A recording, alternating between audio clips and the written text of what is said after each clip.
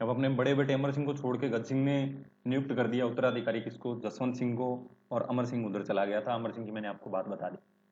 अब देखिए, आगरा में शाहजहां ने राज्याभिषेक किया और जोधपुर के अंदर इसका विधिवत राज्याभिषेक हुआ था 30 अप्रैल 1640 ईस्वी को। किसका? जसवंत सिंह का। आपने जसवंत सिंह पढ़ रहे हैं, जसवंत सिंह का राज्याभिषेक हुआ 30 अप्रैल 1640 ईस्वी को। अब 1640 ईस्वी को इसका राज्याभिषेक हो गया। जसवंत सिंह जो है, इसको शाहजहां ने 4000 जात और 4000 सवार का मनसब दिया था।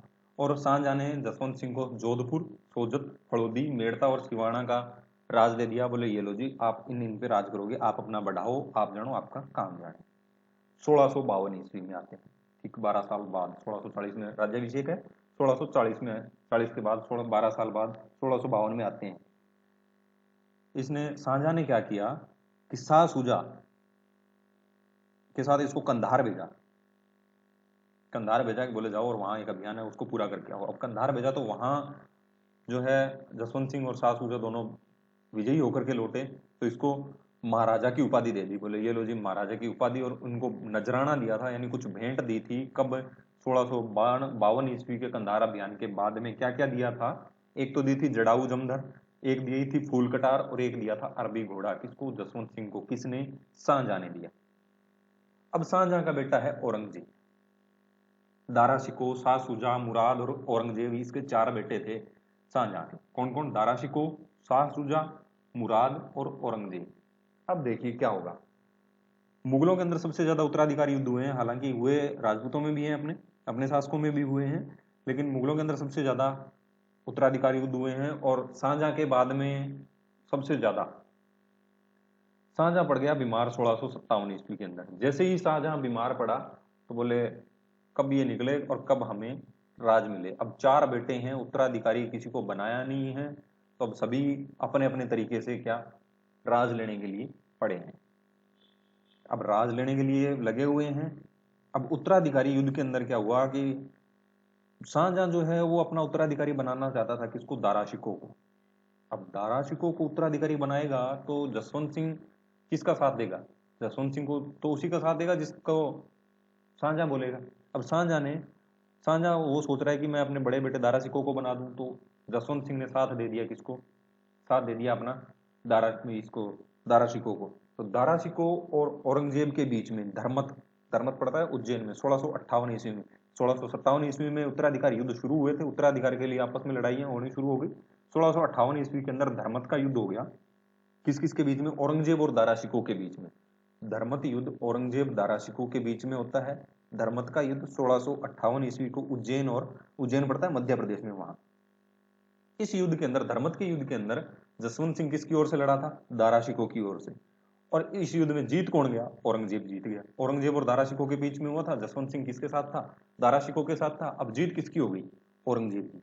अब औरंगजेब की जीत हो गई तो भाई वो तो लड़ेगा अब किससे? जसवंत सिंह से। भाई जसवंत सिंह ने उसका साथ दे दिया। अब धर्मत का नाम उसने बदल दिया और नाम क्या कर दिया उसका? फतेहबाद। कब? धर्मत के युद्ध के बाद में 1658 ईस्वी में उसका नाम बदल दिया उसने फतेहबाद। एक्चुअल में क्या हुआ कि धर्मत के युद्ध के अंदर एक कासिम खां कोई सैनिक था, उसने एक विश्वासघात किया जसवंत सिंह की, उसकी वजह से हार हो गई थी। और जसवंत सिंह घायल अवस्था में जब अपने किले में आया वापस, तो ऊपर हाड़ी रानी जसवंत दे खड़ी थी, उसकी पत्नी। उसने किले के फाटक ही नहीं खोले। बोले युद्ध में पीठ दिखा के आया, मैं फाटक नहीं खोलूंगी किले के। कब? 1658 धर्मत युद्ध के बाद। अब इसके ठीक एक साल बाद, और उत्तराधिकारी युद्ध चल ही रहे हैं, तो उत्तराधिकार का ही युद्ध होगा 1659, एक साल बाद। कब? 1659 ईस्वी को औरंगजेब और दारा शिकोह के बीच में फिर एक युद्ध होता है अजमेर के अंदर, दोराई का युद्ध। अब देखिए ये तीसरा सन है। कौन सा? पहले हुआ था 1459, फिर हुआ था 1559, अब है 1659। तीनों चीजें 100 साल के डिफरेंट पे हैं। 1459 में राव जोधा ने जोधपुर नगर बसाया, 1559 में उदयपुर, और 1659 के अंदर दो भाइयों के बीच में, दो भाई का नहीं, दो राई का युद्ध है। अब इस दो राई के युद्ध के अंदर क्या हुआ? औरंगजेब जीत गया। औरंगजेब ने दारा शिकोह को किया कैद और कांकनवाड़ी किले के अंदर ले जाके छोड़ दिया। कांकनवाड़ी किला पड़ता है अलवर के अंदर, अलवर के कांकनवाड़ी किले के अंदर उसको कैद कर दिया। अब औरंगजेब जब जीत गया, दिल्ली का शासक कौन है अब? औरंगजेब। दारा शिकोह तो हार गया, दारा शिकोह तो बनाना चाहता था वो, लेकिन हार गया। अब दारा शिकोह कैद है, अब दिल्ली की गद्दी किसके हाथ में है? दिल्ली की गद्दी है औरंगजेब के हाथ में। अब मिलेगा कौन? जसवंत सिंह जाकर के किससे? औरंगजेब से। तो औरंगजेब की विजय के बाद में वो मिलता है उसे, जसवंत सिंह। तो औरंगजेब दिल्ली में जाकर के औरंगजेब से मिला और उसको धार्मिक भावना रखते हुए उससे उसने बड़े बड़े लंबे लंबे अभियानों पे भेज दिया, यानी मुगल दरबार से बाहर ही रखा था उसको, ज्यादातर मुगल दरबार के अंदर नहीं रखा था उसको। 1659 ईस्वी के अंदर ही, यानी 59 ईस्वी के अंदर दोराई युद्ध के बाद में वो जीत गया। तो 1659 ईस्वी को जसवंत सिंह को उसने गुजरात अभियान पे भेजा था और जहां पे वो विजयी रहा था। 1662 ईस्वी के अंदर मराठा, दक्षिण के अंदर मराठा, शिवाजी मराठा है, 1662 ईस्वी के अंदर वहां दमन करने के लिए भेजता है, लेकिन वो असफल होता है क्योंकि मराठाओं ने सबसे ज्यादा छापामार गोरिल्ला युद्ध पद्धति का प्रयोग किया था, तो उसकी वजह से वो असफल होता है। उसके बाद में सिंध पे भी, अफगानिस्तान पे भी पिंडारियों का दमन करने के लिए कई जगह पे वो भेजेगा। इसकी रानी थी जो हाड़ी रानी जसवंत दे, उसने जोधपुर में रायका बाग, कागा उद्यान, कल्याण सागर को वर्तमान में रातानाडा बोलते हैं, इसका निर्माण करवाया था। और मारवाड़ चित्रशैली का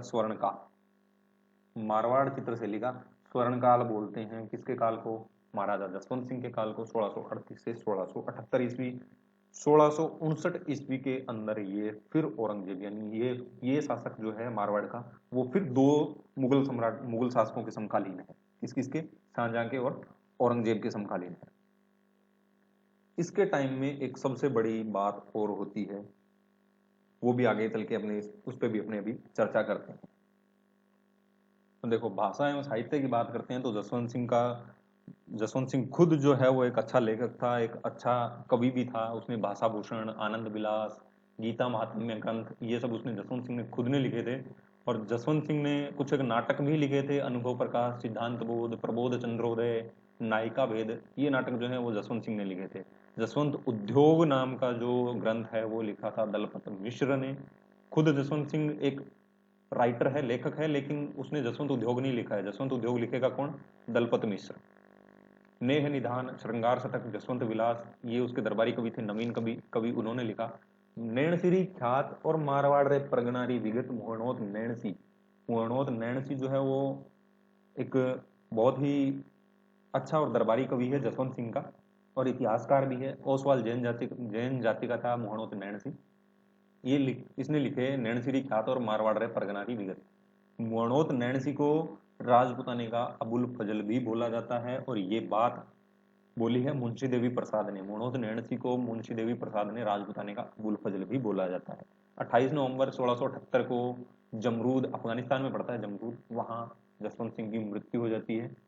और जैसे ही उसकी मृत्यु की खबर औरंगजेब को मिलती है तो औरंगजेब बोलता है कि आज मेरा धर्म विरोधी मारा गया, यानी आज कुफ्र का दरवाजा टूट गया है। ये बात बोली थी किसने? औरंगजेब ने। और मारवाड़ एक बार फिर से खालसा घोषित हो। अब यहाँ एक खास बात और है, मैंने बताया कि चित्रकला शैली जो है वो है ही, इसका स्वर्णकाल है चित्रकला शैली का। अब जो है वो मारवाड़ का शासन क्या है कि डावांडोल होने लगा। जसवंत सिंह तक ठीक था, लेकिन इधर दिल्ली के अंदर भी शासन डावांडोल होने लग गया, और इधर मारवाड़ के अंदर भी शासन क्या हुआ? डावांडोल होने लग गया। क्यों? क्योंकि जो जसवंत सिंह जो था उस टाइम उसकी कोई संतान नहीं थी, लेकिन उसकी दो रानियां, जादम और नरुकी नाम की दो रानियां थी, वो दोनों की दोनों गर्भवती थी।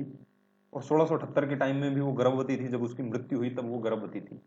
जादम रानी से अजीत सिंह और नरुकी रानी से दलथम्बन नाम के दो राजकुमार जन्मे। अब अगला जो राजा बनेगा वो बनेगा कौन? अजीत सिंह।